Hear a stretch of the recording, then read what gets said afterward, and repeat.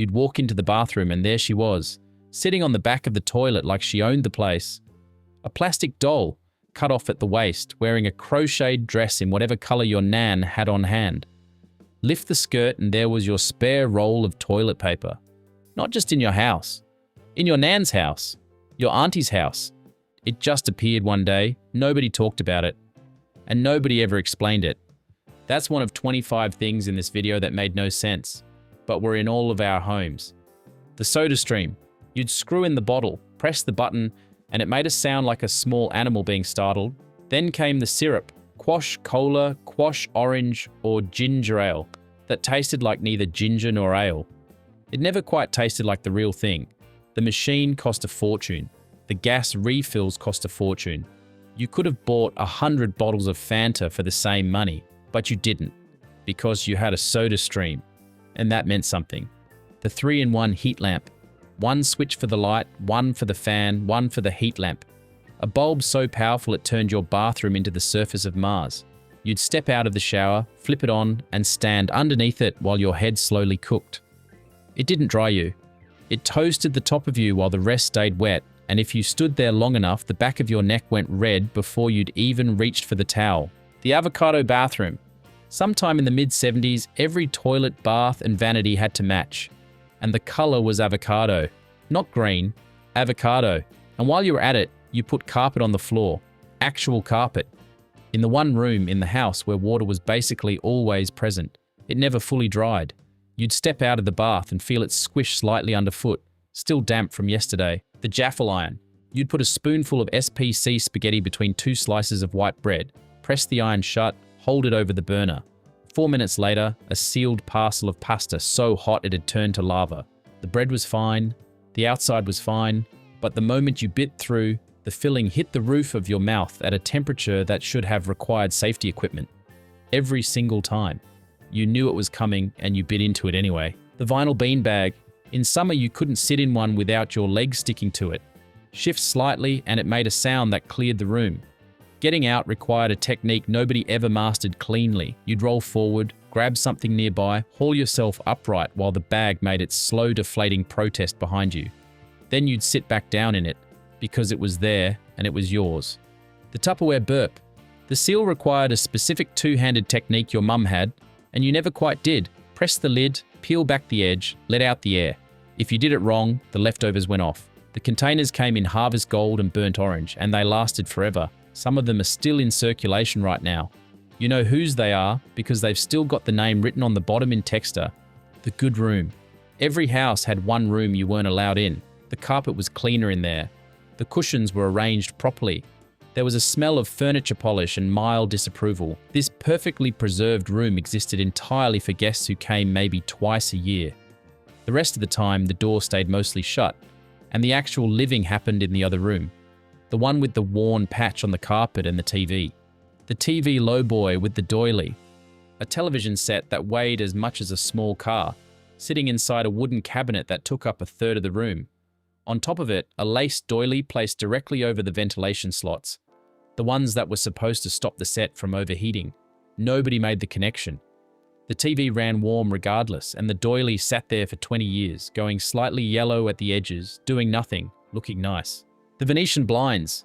The cord on the left tilted them open or closed. At some point it stopped working, so 3 slats went one way while the rest went another. Every house had at least one window like this, stuck half open at an angle, throwing a stripe of afternoon light across the floor that hit the exact spot where someone was always trying to watch television. You could fix it for $20. Nobody ever did. The broken blind outlasted 2 couches and a carpet replacement. The Laminex kitchen table. A steel frame, 4 chrome legs, and a top printed to look like wood grain, except the pattern repeated every 30 centimeters in a way real wood never does. The metal strip around the edge worked loose on one corner and caught your arm every time you sat on that side. Indestructible in the middle, quietly falling apart at the edges. They're still out there in garages and on verandas, holding things up. The ice cream container. You'd spot it in the freezer, pull it out so sure it was ice cream, prise off the lid, and find last Tuesday's bolognese.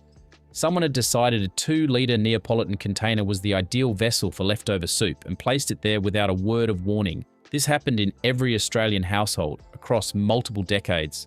The lesson was never learned. The ice cream containers were never for ice cream. That's just not what they were for. Ashtrays everywhere. On the kitchen bench, the coffee table, the back of the toilet, the windowsill. A small glass dish in every room, and nobody thought anything of it. People smoked at the dinner table while others were still eating. They smoked in the car with the windows up and kids in the back. The ashtray in the car had its own little door that flipped open. A design feature, built into the furniture, built into the vehicle.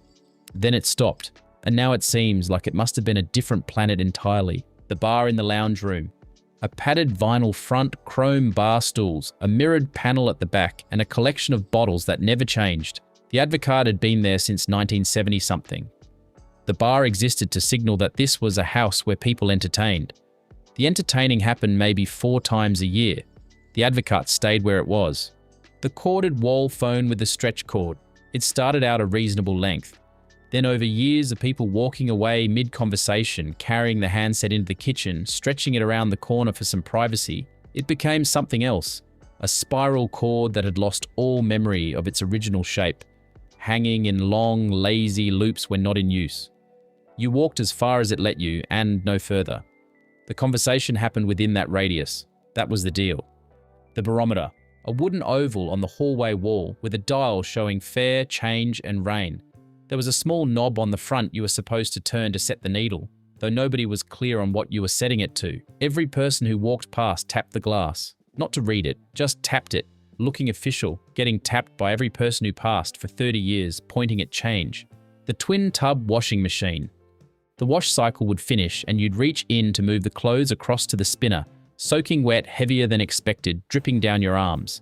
You'd feed them in, close the lid, switch it on, and the spinner would start.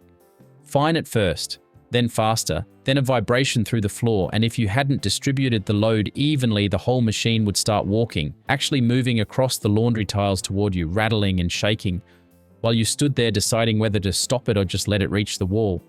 The fondue set. It arrived as a wedding gift, still in the box. You'd use it once, cheese, a dinner party, everyone agreed it was a great idea, and then it went into the back of the cupboard. Not thrown away. That would feel wrong. Just placed carefully out of reach in its original box in case the occasion arose again. The occasion never arose again. The Willow metal esky. It weighed about the same, empty as a modern esky does full. The corners rusted first, then the bottom seam. But it kept things cold, 3 days of cold if you packed it right, and didn't open it too often. There are still ones in sheds across the country doing exactly what they were built for, rust and all. The Encyclopedia Britannica. The salesman came to the door. Your parents signed something at the kitchen table. 32 volumes arrived, filling an entire shelf, smelling of serious knowledge.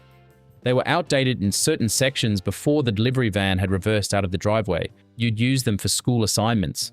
Open to the right letter, read the relevant paragraph, write it out in slightly different words. Then the internet arrived. The books stayed exactly where they were. The sleep out. A veranda enclosed with fibro and louve windows, technically inside but behaving like it wasn't. In summer, 10 degrees hotter than the rest of the house. In winter, cold enough to see your breath some mornings.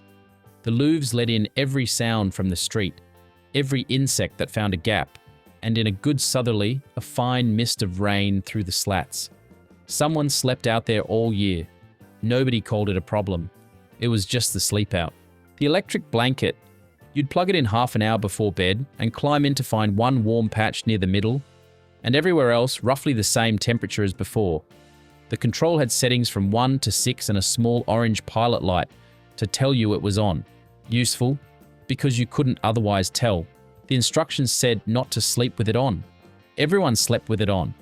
By morning, there was a smell of warm dust, and the cord had tangled into something that took a full minute to sort out.